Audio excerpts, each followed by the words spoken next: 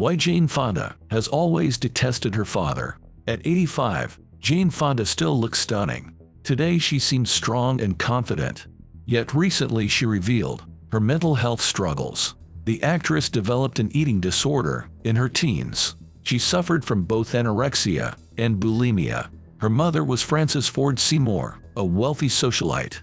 Her father was Henry Fonda, an acclaimed actor. So what could go wrong? Jane only tried to meet her father's expectations.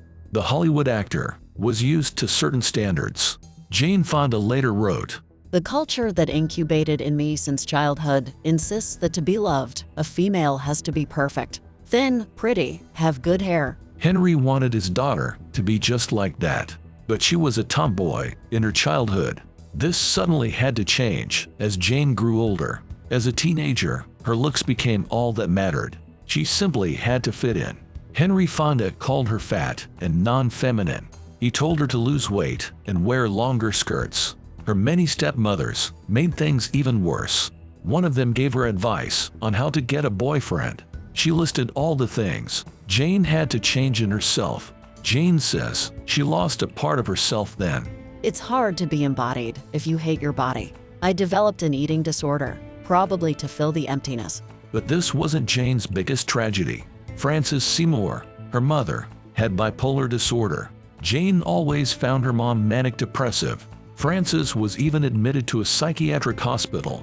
She committed suicide when Jane was 12. Her husband's behavior also might have had an impact. Henry Fonda was an attractive womanizer. He cheated on Frances with many women. She tried everything to hold on to him. She even had plastic surgery done.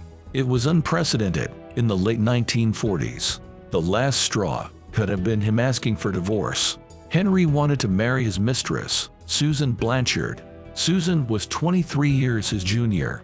Frances killed herself 3 months later. Henry seemed unperturbed by his wife's death. That same night, he performed on Broadway as usual. He told the kids their mom had died of a heart attack. They didn't receive her farewell letters as well. He married his younger mistress soon after.